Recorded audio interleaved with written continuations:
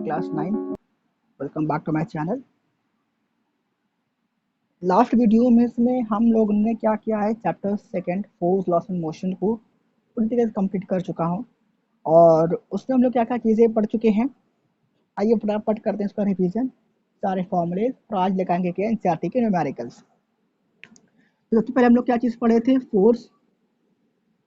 Force क्या होता है, push and pull called force. दूसरा क्या हमने पढ़े थे, balance and unbalance force, balance and unbalance force. उसके बाद हम लोग क्या पढ़े थे, न्यूटन्स के लॉ, न्यूटन्स लॉज। फर्स्ट था वो कौन सा था, law of inertia.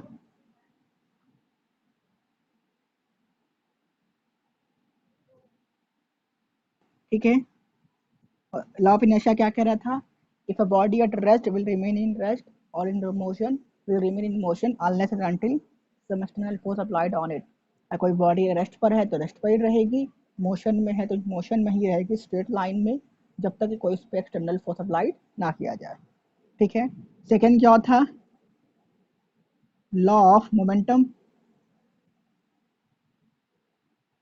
Law of momentum क्या कहता है, the rate of change of momentum is directly proportional to the force apply order. यानी कि किसी भी ऑब्जेक्ट का मोमेंटम चेंज किस पे डिपेंड करता है, उसके फोर्स पे। यानी एफ इक्वल्स टू फॉर्मूला क्या आता है, एम इंटू ए। ये फॉर्मूला हमारे पास आया हुआ था। थर्ड फॉर्मूला हमारे पास क्या था, एक्शन रिएक्शन लॉ। ठीक है, एक्शन रिएक्शन लॉ।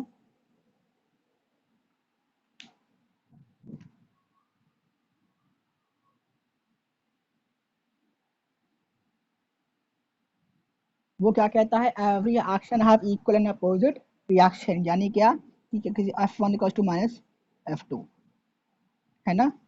ये पढ़े थे, ये दो फॉर्मूला पढ़ चुके हैं। और लास्ट के बाद हम लोग क्या पढ़े थे, इसी बात पढ़े थे, मोमेंटम पढ़े थे। और लास्ट में क्या पढ़े थे, कंजर्वेशन ऑफ मोमेंटम। और कंजर्वेशन ऑफ मोमेंटम में क्या पढ़े थे, कंजर्वेशन एंड ऑफ मोमेंटम। वो क्या कहता है, momentum before collision, momentum before collision is equals to momentum after collision, है ना।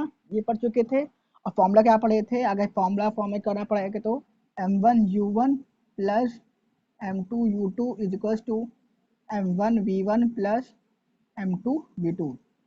मास क्या था, m1 क्या था, mass of first object, m2 mass of second object, u1 initial velocity of first object, u2 initial velocity of second object. ठीक है, and v1 initial velocity of first object, final velocity of first object, and v2 final velocity of second object. ये सारी चीज़ें हम लोग पढ़ चुके थे। और साथ में ये सारी चीज़ हम सेकेंड चैप्टर में पढ़ने से इतना ही सेकेंड चैप्टर में है ही। और हम लोग और क्या पढ़े थे फर्स्ट चैप्टर में, याद रखिएगा, वो क्या पढ़े थे, इक्वेशन ऑफ मोशन। देखिए लॉज ऑफ मोशन अलग है, ये लॉ है कि मोशन किस नियम से, लॉ मतलब होता है नियम, कि मोशन किस नियम से काम करता है। और ये क्या है, इक्वेशन ऑफ मोशन, कि क्या इक्वेशन को फॉलो करता है। तो वो हमारा क्या है, u equals to u plus a t, first law. Second क्या आता है, s equals to u t plus half a t का स्क्वायर, एंड थर्ड है equals to v square is equals to u square plus 2as। या ये कीजिए, या v square minus u square is equals to 2as। या ये कीजिए, दोनों बात सेम है। तो फर्स्ट, सेकेंड एंड थर्ड, ये चीज़ें याद होनी चाहिए थी। ये फॉर्मूला याद होना चाहिए था, ये वाला ये वाला। ठीक है, अगर ये सारी चीज़ें आपने नहीं देखा है तो मैंने वीडियो का लिंक डिस्क्रिप्शन में दे दिया है, मोमेंटम वाला, उसको देख लीजिए। तो उस वीडियो में जाएंगे तो सारे पीछे हर हर प्रीवियस वीडियो के लिंक हर वीडियो के अल्लाह डिस्क्रिप्शन में मिल जाएगा। ठीक है, रिलायंस करते हुए पीछे जा सकते हैं। इतना करने के बाद, सारा कॉन्सेप्ट क्लियर होने के बाद आप आते हैं कहाँ पे, एनसीईआरटी के न्यूमेरिकल्स पे। इस वाले में केस में पे कहाँ आपका v0 होता है, v क्या है, फाइनल वेलोसिटी। एकदम दिमाग में बैठा लीजिए, v हमारा क्या है, फाइनल वेलोसिटी, u हमारा क्या है, इनिशियल वेलोसिटी, a हमारा क्या है, एक्सीलरेशन, t क्या है, टाइम, s हमारा क्या है, डिस्टेंस या डिस्प्लेसमेंट। इसकी यूनिट क्या होती है, मीटर पर सेकेंड। इसकी यूनिट क्या होती है, मीटर पर सेकेंड।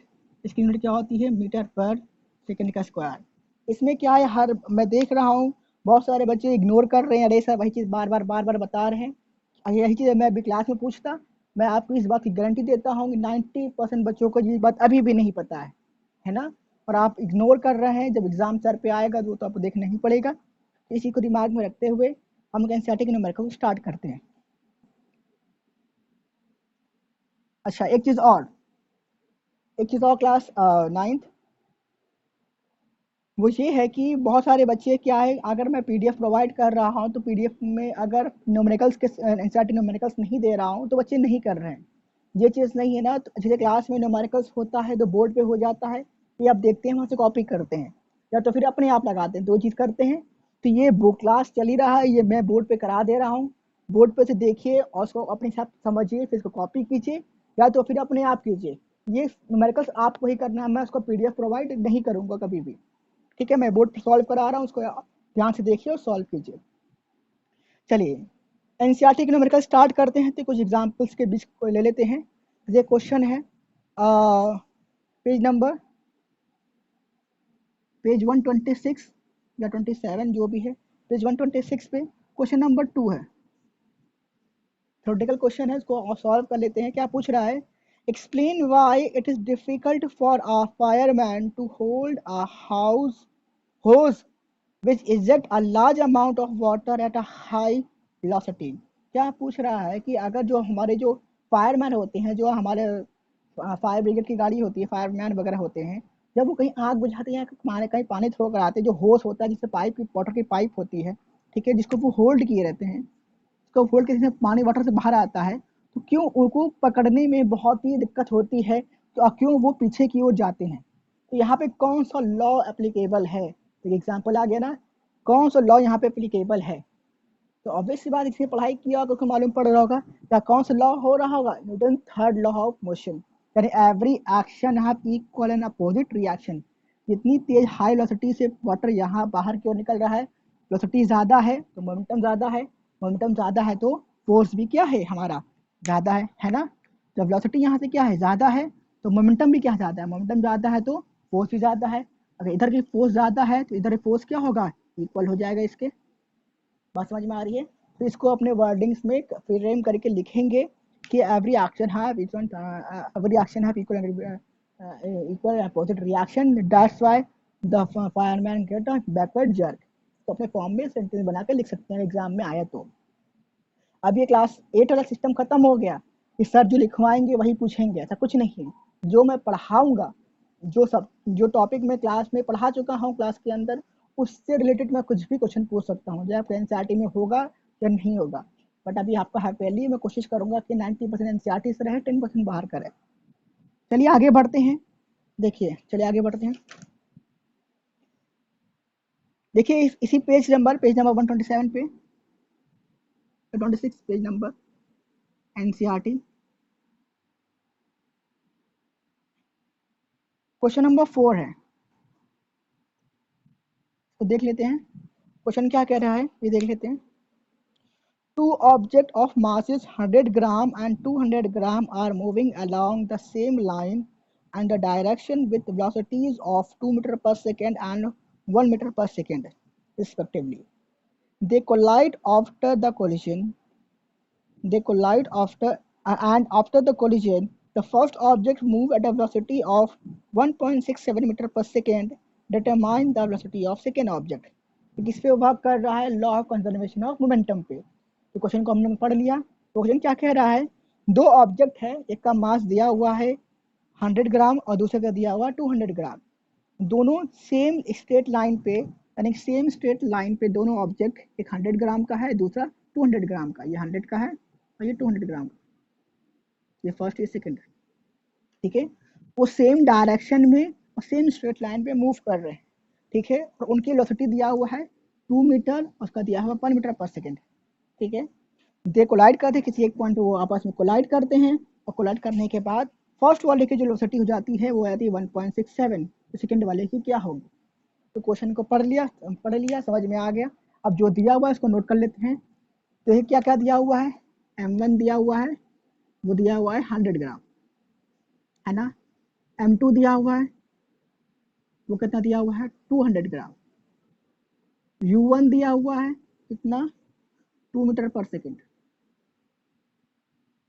u2 दिया हुआ है 1 मीटर पर सेकेंड, v1 दिया हुआ है 1.67, v2 निकालना है ना, ये सारी चीजें दिया हुआ है। तो देखिए मगर मास यहाँ किस में दिया हुआ है, ग्राम में दिया हुआ है, और हमको मास किस में चाहिए रहता है, किलोग्राम। तो मोमेंटम की यूनिट क्या होती है, केजी मीटर पर सेकेंड। बहुत ध्यान से देने वाली बात है, आप मल्टीप्लाई कर देंगे हमारा आंसर करेक्ट नहीं आएगा, आंसर कुछ ना कुछ तो आ ही जाएगा, वो करेक्ट आंसर नहीं आएगा। तो केजी मीटर पर सेकेंड होता है, तब वो केजी में कन्वर्ट करना पड़ेगा। तो क्या करेंगे, 1000 से डिवाइड करेंगे, बिल्कुल सही सोच रहा है। ठीक है, तो क्या करेंगे 100 डिवाइड बाई 1000, तो ये हो जाएगा 0.1 kg। इसको डिवाइड करेंगे 200 डिवाइड बाई 1000, तो क्या आ जाएगा 0.2 kg। बाकी सब सही मीटर पर सेकेंड में। चलिए, तो क्या फॉर्मूला हमारे पास है, बाई, यहाँ लिखेंगे, कैसे लिखेंगे, by law of conservation of momentum.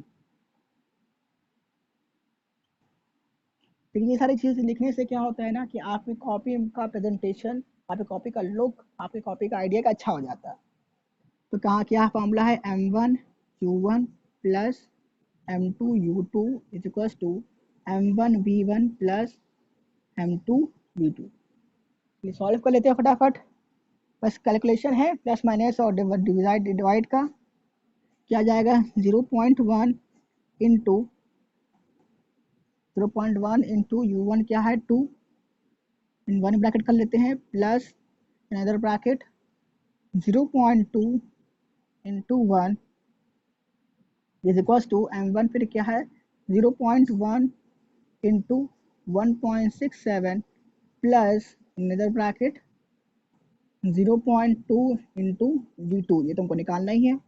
ये करेंगे क्या जाएगा 0.2, यहाँ प्लस कर लेते हैं, प्लस 0.2 इज इक्वल टू, इसको मल्टीप्लाई करेंगे कितना हो जाएगा 0.167 प्लस v2 इंटू 0.2, कुछ करेंगे तो ये हो जाएगा 0.4, और ये इधर आ जाएगा तो माइनस का 0.167 is equal to v2 into 0.2, ये चल ही रहा है। ठीक है, अब क्या करते हैं, इसको सब्ट्रैक्ट कर लेते हैं, सब्ट्रैक्ट करेंगे तो ये अप्रॉक्स आ जाएगा 0.233, सब्ट्रैक्ट करके देख लीजिएगा सही आंसर आएगा, is equal to v2 into 0.2। ठीक है, आज को सॉल्व कर लेते हैं, यहाँ इम्प्लाइज चल रहा है, तो 0.233 डिवाइड बाई 0.2 इसको टू v2, इसको सॉल्व करेंगे तो अप्रॉक्स जो वैल्यू आएगी 1.165 मीटर पर सेकेंड। अच्छा, आप घर पे हैं, मैंने जो सॉल्व कर दिया आप इसको नोट कर लीजिए। ठीक है, क्वेश्चन लिख लीजिएगा। और आप घर पे, इसका मतलब ये नहीं है कि आप कैलकुलेटर या मोबाइल इस्तेमाल करेंगे, मोबाइल का इस्तेमाल करेंगे, क्योंकि जहाँ पे यानी घर पे तो कर लेंगे, अगर यहाँ पे पीछे हटेंगे तो एग्जाम में नहीं कर पाएंगे। तो सब कुछ अपने आप कीजिएगा, इसको डिवाइड भी, इसका मल्टीप्लाई भी अपने आप करने की पूरी कोशिश कीजिएगा। ठीक है, चलिए, आई होप कर लिया होगा।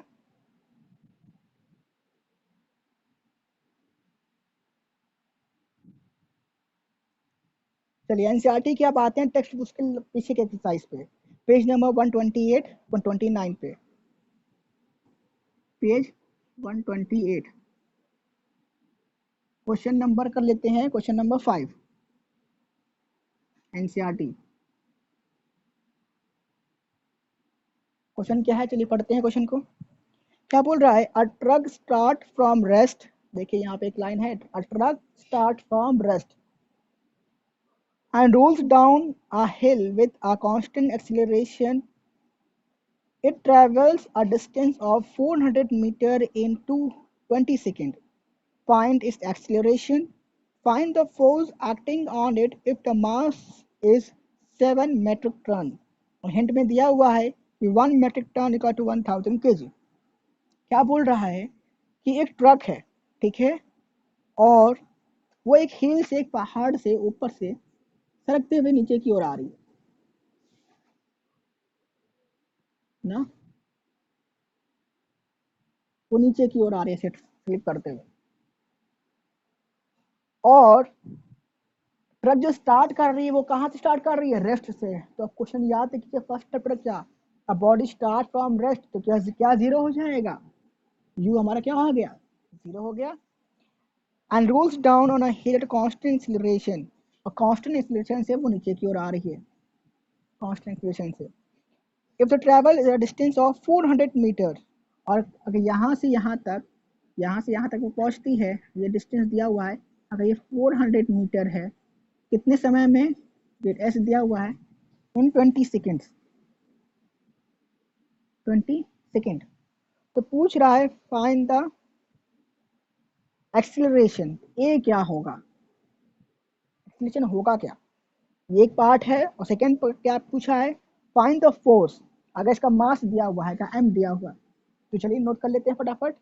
तो क्या बोला, ट्रक स्टार्ट फ्रॉम रेस्ट, तो हम लोग क्या जानते हैं, यू हमारा क्या हो गया, जीरो हो गया। And rolls down in acceleration, a दिया हुआ है जो हमको पूछ रहा है। लाइन से देखते चले आएंगे।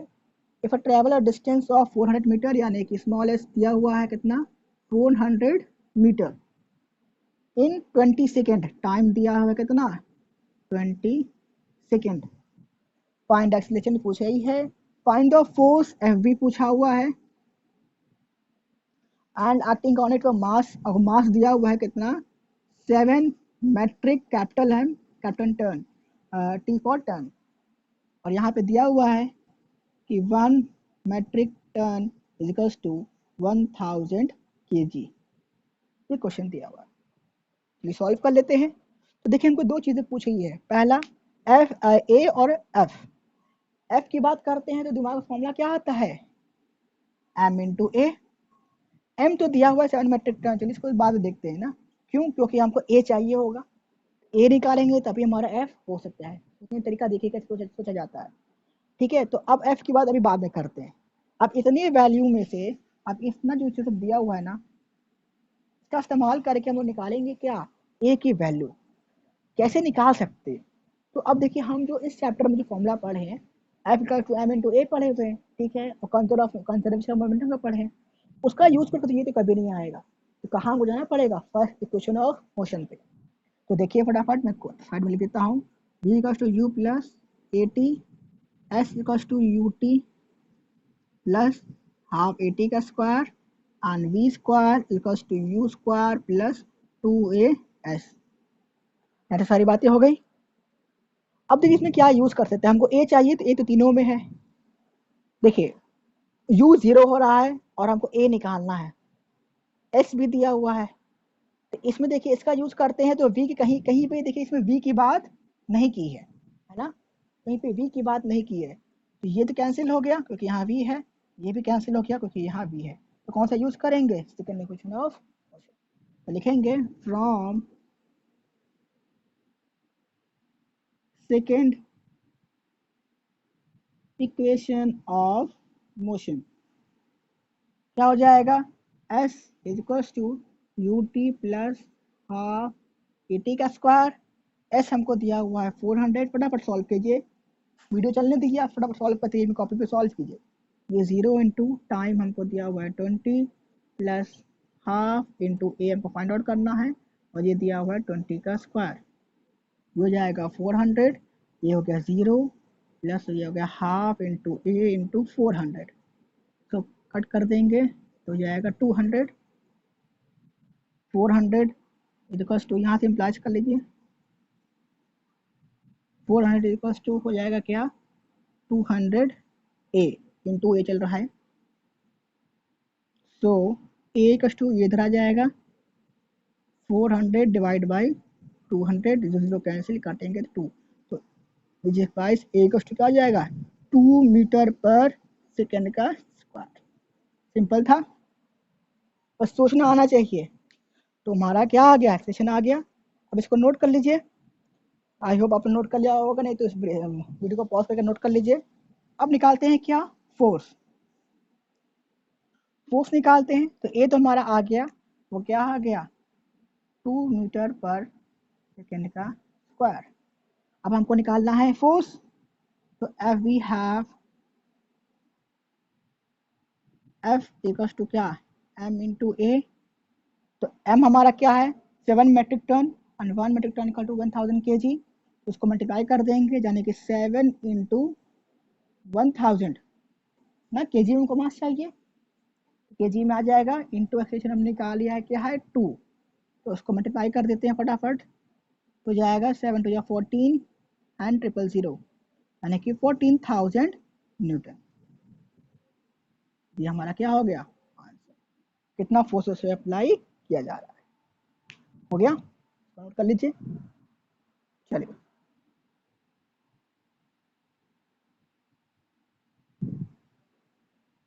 जो छूट आ रहा है क्वेश्चन, वीडियो को पॉज कर लीजिए भाई, वीडियो चल रहा है ना। क्वेश्चन नंबर 6 चलते हैं। क्वेश्चन नंबर 6 देखिए क्या है। अब बोल रहा है a stone of 1 kg is thrown with a velocity of 20 meter per second across the frozen lake surface of a lake and come to rest after traveling a distance of 50 meter. What is the force of friction between the stone and the ice?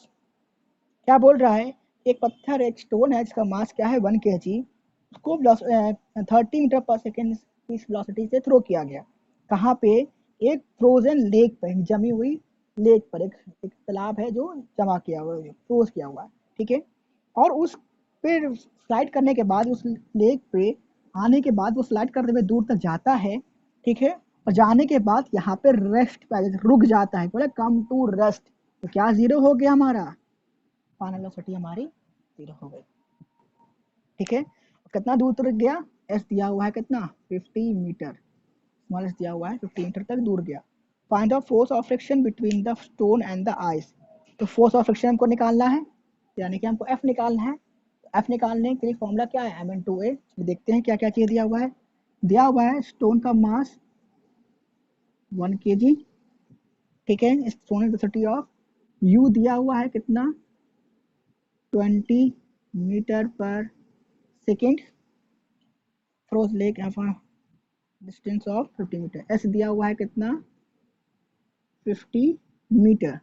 वो क्या पूछ रहा है F, चलिए यही सब पूछ रहा है और कुछ है नहीं। और एक चीज और दिया हुआ है क्या, v इक्वल्स टू व्हाट 0। अब देखिए एफ की बात कर लेते हैं। तो यहाँ हम ये कॉपी लिखिएगा नहीं, एफ इक्वल्स टू क्या होता है m into a. M तो दिया हुआ है और हमको क्या चाहिए होगा ए रहेगा तभी तो हमारा काम हो सकता है। ए निकालते हैं, तो इसको छोड़ दीजिए और इसको छोड़ दीजिए, इन तीनों से हमको क्या निकालना है ए। देखिए इस वाले की बात कर लेते हैं। एस दिया हुआ है तो पहला यूज नहीं करेंगे। अब क्या नहीं दिया हुआ है, टाइम की कहीं बात नहीं किया हुआ है। इस वाले में टाइम की बात किया हुआ है, इस वाले में टाइम की बात नहीं किया हुआ है, तो इसका यूज करेंगे third of equation of motion. लिखेंगे वी हैव, क्या लिख सकते हैं, we have from third equation of motion v square minus या equal to u square is equal plus 2as, ठीक है।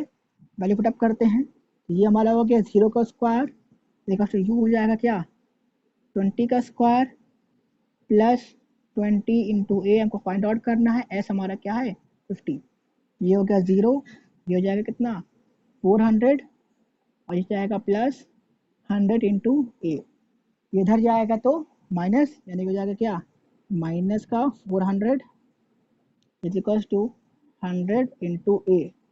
और ए निकालते हैं, तो ए निकालेंगे तो माइनस का 400 अपॉन 100, तो जीरो कैंसिल, यानी कितना आ गया माइनस का 4, यानी ए का टू क्या आ रहा है माइनस का 4 मीटर पर सेकेंड का स्क्वायर। और -4 क्या शो कर रहा है, वेलोसिटी क्या हो रही है डिक्रीज कर रही है, अरे वेलोसिटी डिक्रीज कर रही है तो शो कर ही रहा है, यानी ये क्या शो कर रहा है रिटार्डेशन, है ना। यानी कि 20 से कहाँ पहुंच गया हम 0, रिटार्डेशन हो रहा है, यानी कि माइनस का ए आना भी चाहिए था और माइनस ए आ भी रहा है, यानी यहाँ तक सही है, इसको नोट कर लीजिए। चलिए अब करते हैं क्या, निकालते हैं एफ। तो we have F equals to what m into a. तो एम दिया हुआ है 1, ये हमने क्या निकाल लिया माइनस का, कितना निकाले थे जी फोर्स, तो F इक्वल टू क्या जाएगा, माइनस का 4 न्यूटन। -4 न्यूटन आ भी रहा है तो नेगेटिव चार्ज होगा, क्यों लिख देंगे हियर नेगेटिव, देखिए शॉर्ट फॉर्म में लिख रहा हूँ कैसे लिखा जाता है, नेगेटिव मैंने से लगाया नेगेटिव हो गया, sign shows opposite direction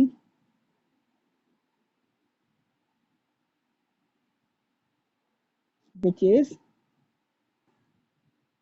friction force, है ना। तो क्या शो कर रहा है, फ्रिक्शन फोर्स, फ्रिक्शन फोर्स लग रहा है तभी वो रुक रहा है और यही वो पूछ रहा है। सिंपल सा क्वेश्चन यहाँ तक हो गया। चलिए क्वेश्चन और लगा लेते हैं, इसको नोट कर लीजिए। एक क्वेश्चन और लगाएंगे आज के लिए, क्वेश्चन नंबर 5 लगा लिए, 6 लगा लिए, और क्वेश्चन नंबर 7 लगा लेते हैं। क्वेश्चन नंबर 7 थोड़ा इंटरेस्टिंग है और थोड़ा सा लॉन्ग है, इसको इत्मीनान से देखिएगा, समझिएगा। तो वीडियो लॉन्ग हो रहा है कोई बात नहीं, पॉज कर दीजिए, नेक्स्ट क्लास कर लीजिए, उसके बाद हम लोग शाम शाम को देख लीजिएगा। क्या बोल रहा है क्वेश्चन नंबर 7, देखिए। A 8,000 kg of engine pulls a train of 5 wagons, each of 2,000 kg, along a horizontal track.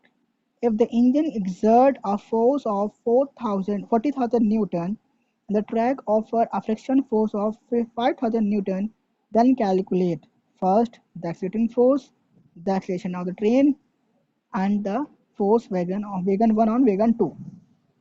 तीन चीज़ें यहाँ पूछ रहा है। कुछ कुछ एनसीईआरटी में केवल 2 ही पार्ट पूछा गया है और कुछ एनसीईआरटी में 3 पार्ट पूछा गया है, ठीक है। तो चलिए हम तीनों पार्ट ही लगा लेते हैं।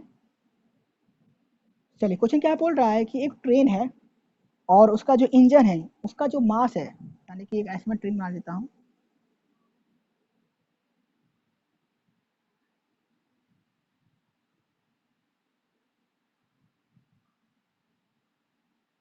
ठीक है।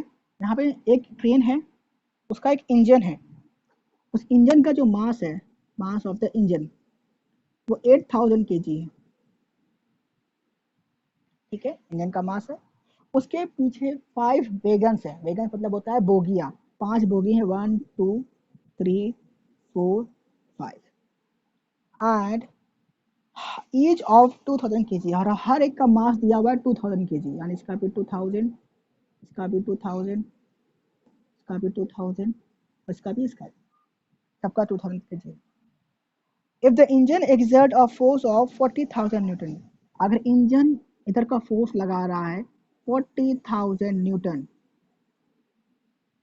And the track offer a friction force of 5,000 Newton, और पूरा ट्रैक जो है इस ट्रेन पे जो फ्रिक्शन फोर्स लगा रहा है स्मॉल एफ, वो पूछ रहा है कितना, 5,000 न्यूटन का है।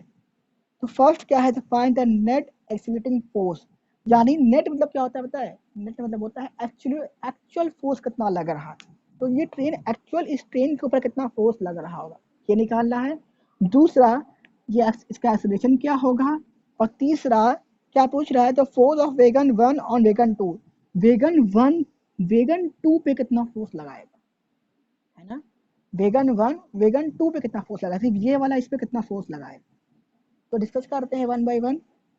चलिए क्वेश्चन समझ सबको आ गया ना, चलिए शुरुआत करते हैं। तो क्या क्या दिया हुआ है, दिया हुआ है मास ऑफ द इंजन 8,000 kg। अब यहाँ लिख देंगे मास ऑफ वेगन, W से 5 vegan,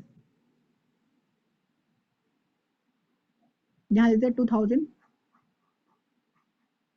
kg। Number of vegans कितना है, 5। तो टोटल मास ऑफ वेगन हो जाएगा 2,000 इंटू 5, यानी कि 10,000, है ना। एंड फोर्स, कितना फोर्स लगा रहा है, फोर्स बाय इंजन,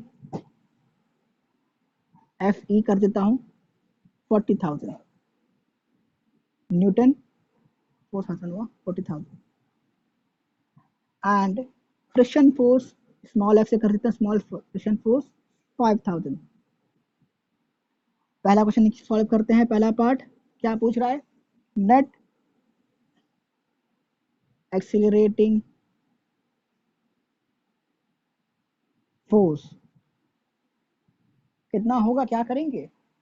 तो ऑब्वियस सी बात है, अगर इंजन फोर्स लगा रहा है 40,000 का और फ्रिक्शन फोर्स लग रहा है 5,000 का, तो एक्चुअल कितना वर्क कर रहा होगा, 35,000 का। बिल्कुल सही। तो capital F is equal to force of engine minus friction force. मैं यहाँ लिख दे रहा हूँ भाई, आप लोग कंफ्यूज मत होइएगा। फोर्स ऑफ इंजन, हाँ यहाँ पे फ्रिक्शन फोर्स, इसको एडजस्ट कर लीजिएगा। तो net accelerating force capital F equal to हो जाएगा 40,000 माइनस का 5,000 इक्वल टू हो जाएगा क्या, 35,000 न्यूटन। सही है ना, ये हमारा पहला आंसर। चलिए आगे बढ़ते हैं, इसको नोट करते चाहिए साथ साथ में पॉज करके वीडियो। दूसरा क्या है, the accelerating of the train, the acceleration of the train, a निकालना है। तो फॉर्मूला क्या आता है, we have f equal to m into a. ठीक है, मास क्या हो जाएगा, तो मास पूरे इंजन का, पूरा ट्रेन का हमको मास चाहिए होगा, क्योंकि क्या निकालना है हमको, ट्रेन का ट्रेन निकालना है। ध्यान समझिएगा, हमको निकालना है पूरे ट्रेन। ट्रेन में क्या आ जाता है, वेगन केवल नहीं आता है, इंजन भी आता है और वेगन्स भी आते हैं, पूरा ट्रेन हमको, तब उसको ट्रेन कहते हैं ना। तो पूरा मास निकालते हैं, तो टोटल मास क्या हो जाएगा, देखिए फोर्स हमने निकालना है, वो कितना निकाल लिए 35,000। तो अब हमको निकालना है पूरा मास, तो वो क्या हो जाएगा, यहाँ कैपिटल एम कर देते हैं, तो वो जाएगा मास ऑफ द इंजन, सही है, और plus total mass of the wagon, ये जो होगा स्मॉल एम, इन दोनों के बराबर हो जाएगा, इंजन का मास प्लस वेगन का मास, पूरे वेगन का मास इनटू ए। तो 35,000 मास ऑफ द इंजन क्या जाएगा 8,000 प्लस 10,000 इंटू ए, तो जाएगा 35,000 18,000 इंटू ए। तो यहाँ से ए निकाल लीजिए, हो जाएगा 35,000 डिवाइड बाई 18,000। तो यहाँ ऊपर का ग्राउंड दिखाई नहीं दे रहा होगा, तो ए का क्या हो जाएगा 35 बाई 18, इसको डिवाइड करेंगे तो ए की वैल्यू हो जाएगी तकरीबन 1.94 मीटर पर सेकेंड का स्क्वायर।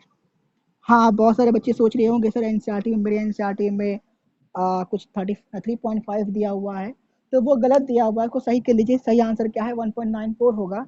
तो उसमें क्या है, वो उसने केवल इंजन के मास को नहीं लिया है, केवल उसने लिया है वेगन के मास को, जो कि गलत है। क्योंकि यहाँ जब पूछ रहा है क्या, नेट एक्सीलरेशन ऑफ ट्रेन, तो ट्रेन की बात कर रहा है, तो ट्रेन में इंजन भी आता है और हमारा वेगन्स भी आता है, दोनों मिलके ही आते हैं, केवल हमारा वेगन्स नहीं आता। तो हमारा नेट सही आंसर क्या है 1.94 मीटर पर सेकेंड का स्क्वायर। तो नोट कर लीजिए।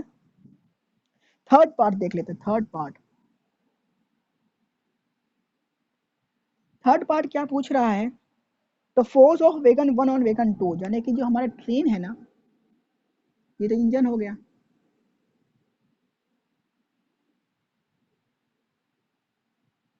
ये फर्स्ट है ये सेकंड है, ये इस पे कितना फोर्स लगा रहा होगा। तो देखिए सीधी सी बात है, इस पे कितना फोर्स लगा रहा होगा। तो फोर्स का फॉर्मूला हमारे पास एक ही है, वो फॉर्मूला क्या है, F equals to m into a, है ना। तो अब हमको m चाहिए और a चाहिए। a हमने अभी भी निकाला है, वो हमने क्या निकाला हुआ है 1.94, सही है ना, अभी a निकाले थे हम लोग। अब बात आती है मास की, तो देखिए अब ये फोर्स इस पे लगा रहा है, तो इस पे कितना फोर्स लगा रहा होगा, कितना मास ये होगा, नहीं ना। ये जो बोगी है, ये जो वेगन है, ये इतना फोर्स लगा रहा होगा इस पे, इतना फोर्स लगा के खींच रहा होगा, ताकि जिसके वजह से ये चारों इंजन, जो वेगन्स है वो एक साथ मूव कर सके। तो हम जब यहाँ पे जब मास लेंगे ना, तो केवल इसका मास नहीं लेंगे, तो इसके अब ये आगे जा रहा है तो इसके पीछे ये भी आगे जा रहा है, फिर ये भी जा रहा है, फिर ये भी जा रहा है, तो वो उतना फोर्स तो लगाएगा ही ना कि चारों के चारों डिब्बे जो टायर चारों वेगन एक साथ आगे की ओर कोई हो जाए। तो हमारा जो मास होगा वो क्या हो जाएगा 4 यानी कि 1 2 3 4 इंटू 2000 है ना। तो एफ निकाल लेंगे यहाँ से, एफ की वैल्यू जाएगी 4 2 8 8000 इंटू 1.94।